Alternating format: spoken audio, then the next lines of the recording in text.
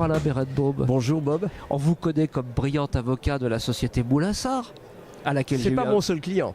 à laquelle j'ai eu un petit peu affaire, soit dit en passant. Mais vous êtes aussi et surtout auteur de romans policiers avec votre héros récurrent. Et vous avez écrit notamment Le Roi du Congo, un roman qui s'inspire peu ou prou des aventures de Tintin, justement.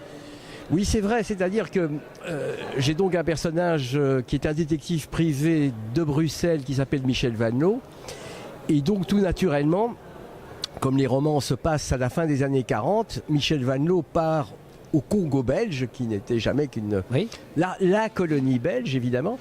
Et il part, on est en 48, il part au Congo belge, et fatalement...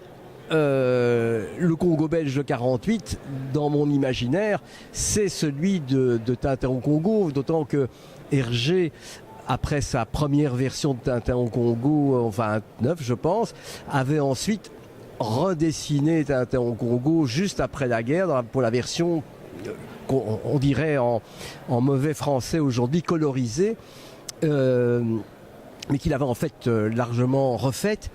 Et donc c'est ce Congo-là en tout cas qui est contemporain de l'aventure que Michel Vanloo, l'enquête que Michel Vanloo va mener au Congo.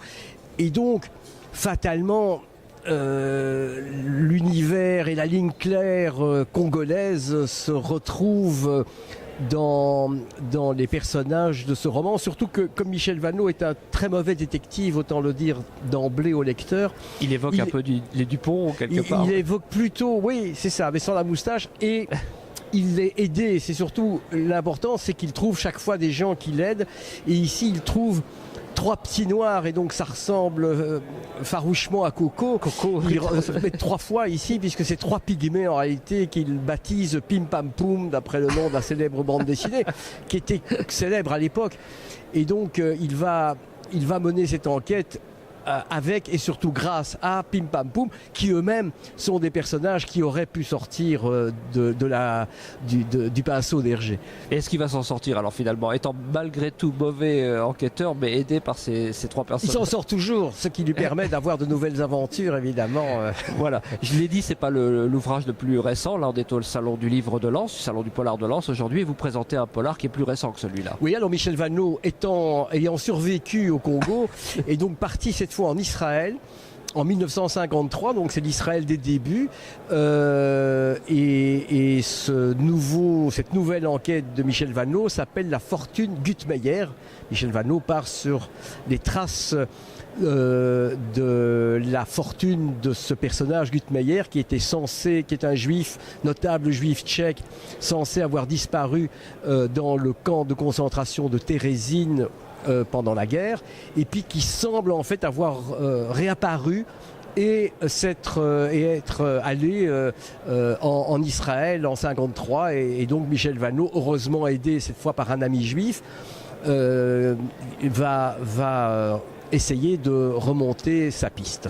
Voilà. Et là aussi, peut-être encore quelques clins d'œil ou un roman habité par Tintin au Pays de l'Or Noir, ou quelques péripéties dans ces endroits-là, non?